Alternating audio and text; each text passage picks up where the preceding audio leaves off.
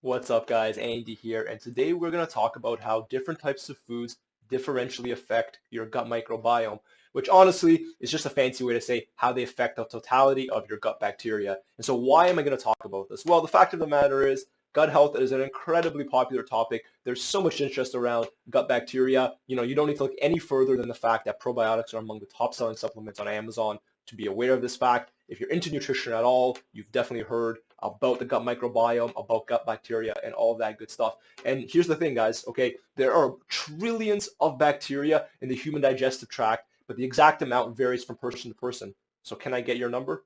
Feel free to use that pickup line whenever you want, by the way. I made it up years ago, and this seemed like a perfect place to put it in. So with that said, what do we know about the differential effects of different types of foods on gut bacteria? Well, there's two things to consider. A study published last year in the Cell Journal in 2021 did a little experiment, okay? They took individuals and they fed one set of individuals a high fiber diet with various types of fiber, not specific, okay? Just nuts, seeds, fruits, vegetables, fiber focused, right?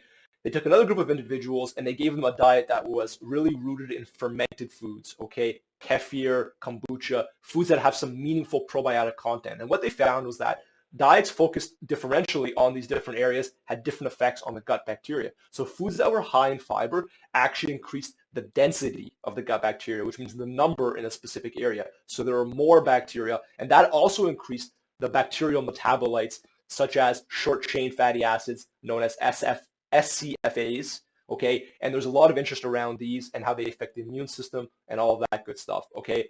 Link in the description for a full article on this topic, by the way, with many more details, okay? Next, we have kombucha, kefir, et cetera, et cetera. How did that affect the digestive tract? Well, this particular study found that actually increased the diversity in the gut microbiome, which in turn reduced the net state of inflammation, okay? So when you eat fermented foods, theoretically, you're contributing to the diversity in your gut microbiome, different species of healthy bacteria. And what they found is that had the biggest impact on inflammation. Whereas when you eat higher fiber foods, you increase the amount of healthy gut bacteria you already have, not necessarily the diversity, but the density of them. And then there's evidence there that increases the amount of metabolites that these bacteria produce, which makes perfect sense.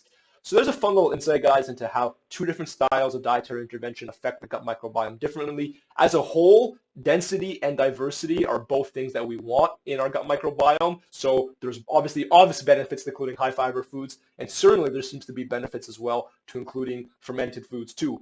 And presumably probiotics, which I'll talk about a different day, could have a similar effect given that they are large amounts of a variety of healthy bacteria. So that's about it, guys. I hope you enjoyed today's quick vid. Full link in the description for the full article with all the references. Other than that, have a great day.